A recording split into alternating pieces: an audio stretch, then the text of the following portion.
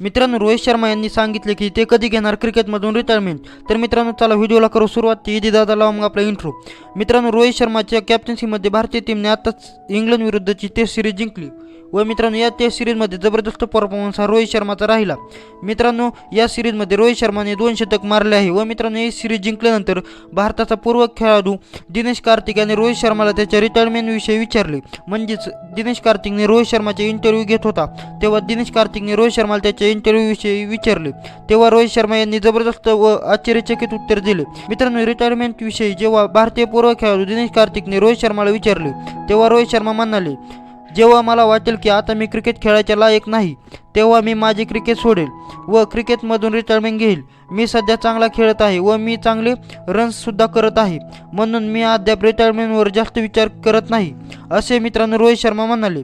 मित्रांनो, आपण जर पाहिले तर रोहित शर्माचे वय आता 37 वर्ष आहे व मित्रांनो रोहित शर्माचा फिटनेस ही इतका चांगला नाही, म्हणून सर्वांना असेच प्रश्न पडला होता की रोहित शर्मा क्रिकेटमधून रिटायरमेंट कधी होईल. परंतु मित्रांनो, रोहित शर्माच्या फॅन्ससाठी आनंदाची बातमी म्हणजे रोहित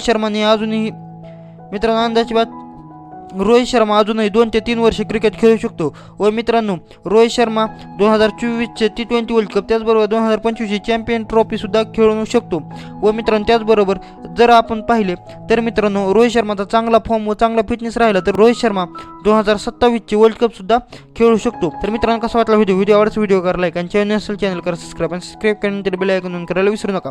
भेटूया पुढच्या व्हिडिओमध्ये. तोपर्यंत क्रिकेट पाहत राहण्यापूर्वी पाहत राहा. Bye bye.